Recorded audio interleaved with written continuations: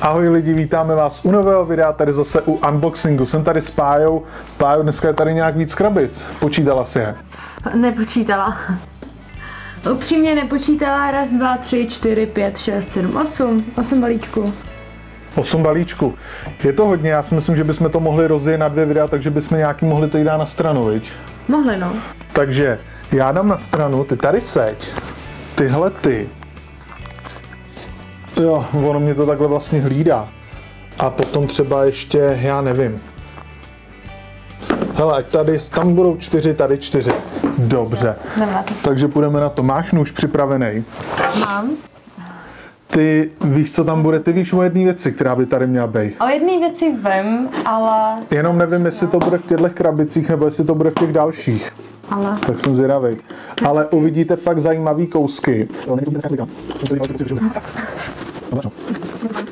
To je ženská, to se dostane do všeho, no. No a já chci říct jenom na začátek videa takhle, že my už strašně dlouho sbíráme modely autíček, převážně od výrobce KDN, ITES, IGRA, Tatra Smalt, Omnia a různý takovýhle. Pokud vy byste něco měli třeba zajímavého takhle, co byste chtěli vyměnit nebo prodat nebo po případě darovat, ale nebudeme jako žebráci. To jsem teď viděl normálně na tom, jak nějaký frajer nabízel autíčka na ovladač a on: nechcete mi to dát, zakládám nový muzeum. A jestli mi to nechcete dát, nebuďte hloupí, hlavně to projděte za co, říkám, dobrý, žebrák, no takže někomu to projděte za víc, ale mě to klidně dejte zadarmo. Tak co tady máme, Pájo? Tak, máme tady gumový medvídky, klasika, to je zase plná krabice. To je celý? Jo, ale to je v tom. Já jsem si myslela, že je to prázdný, a ono... To jsou zase ty autíčka maličký 1:87, značky Škoda. A máme tady od IGRY... Pozor, ono tam třeba může být napsaný, jaký je to model, ale do té krabičky můžou dát cokoliv, oni to můžou prohodit. 9, ale bohužel nevím, co to za... 9 korun československých, my vám zase tady zblízka dáme ty záběry. Malý autíčka, ale typ teda nevím. No je to výrobce IGRA. Škoda 1200, 1952. Tohle je Škoda taky 1200. Já mám strašně rád tyhle ty malý autíčka. Taky. A když je to psaný, tak je to daný. To bylo linkrát v jednom filmu, jak třeba byl Zohan, krycí jméno Kadeřník. Ale tam máte jinou cenu, tam máte, tak nevím, 9,90 a ne 12,50. Čemu věříte, mě nebo letáku? Tak, půjdeme se podívat na tu další.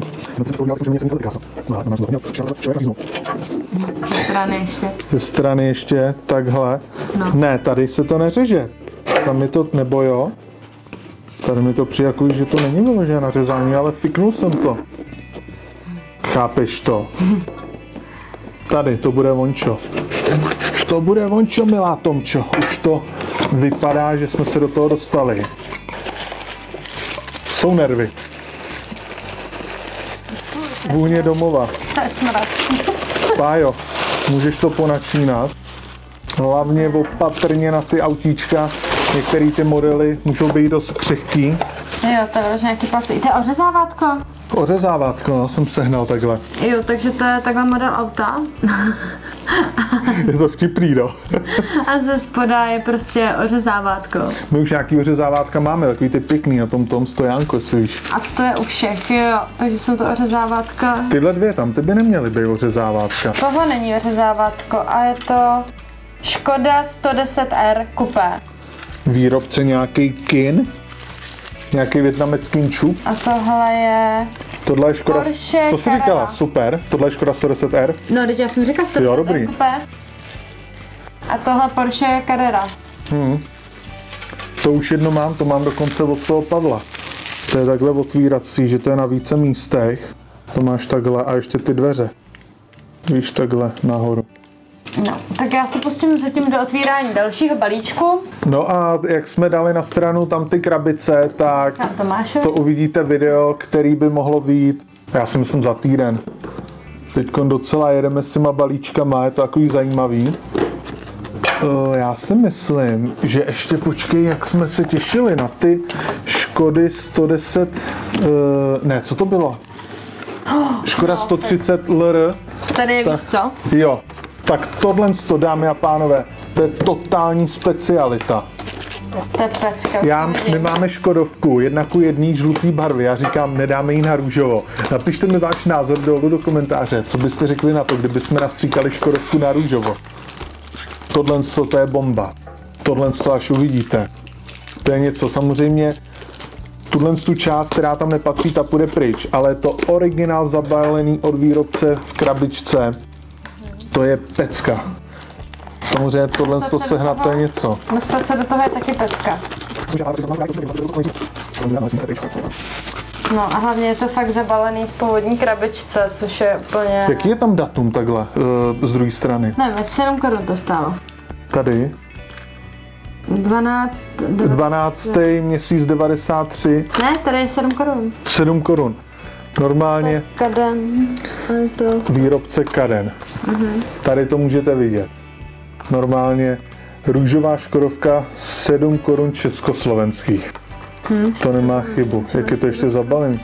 Já nechápu. To je jako dneska, někdo si koupí model autíčka, má to zabalený, nechá si to a pak za pár let to má několikanásobnou hodnotu, ale myslím si, že u těch dnešních modelů tomu asi tak nebude.